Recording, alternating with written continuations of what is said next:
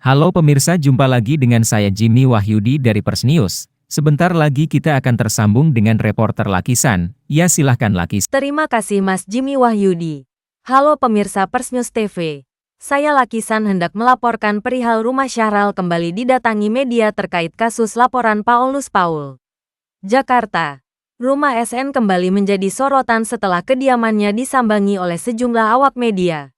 Bersama dengan perwakilan RT, RW, dan pengurus Lembaga Musyawarah Kelurahan, LMK, pada Senin tanggal 7 Oktober tahun 2024. Kedatangan ini terkait dengan kasus yang dilaporkan oleh Paulus Paul, seorang pengusaha yang mengklaim menjadi korban tindakan Syahral sejak tahun 2020. Paulus, yang merupakan pemegang saham PT Indospora, menyatakan bahwa SN dan komplotannya telah menyembunyikan akta pendirian perusahaan, yang seharusnya menyertakan namanya sebagai pemegang saham mayoritas sebesar 51%. Dalam perjalanannya, pada tahun 2020 Paulus membeli saham perusahaan sehingga dirinya memiliki saham sebesar 51 dan menjadikannya sebagai direktur utama. Dalam proses perubahan kepemilikan saham dan perubahan jabatan dilakukan melalui notaris Andreas Timothy. Ketika akte perubahan selesai dan segala biaya pengurusan dibayarkan oleh Paulus, akte perubahan yang masih di tangan notaris Andreas Timothy dalam waktu 3 hari bisa berubah kembali tanpa pemberitahuan dan tanpa rapat umum pemegang saham, RUPS, dengan menghilangkan nama Paulus sebagai direktur utama. Hal itu diungkapkan Paulus melalui jumpa pers dengan beberapa media, Jumat. Dalam beberapa kesempatan, SN dinilai tidak kooperatif dan menolak memberikan keterangan terkait tuduhan yang dilayangkan oleh Paulus. Hingga saat ini, SN juga belum bersedia menemui awak media untuk memberikan klarifikasi.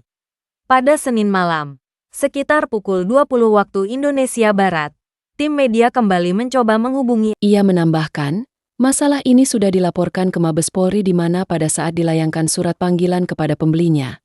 Lalu pembelinya merasa terkejut akhirnya 3 hari kemudian meninggal dunia.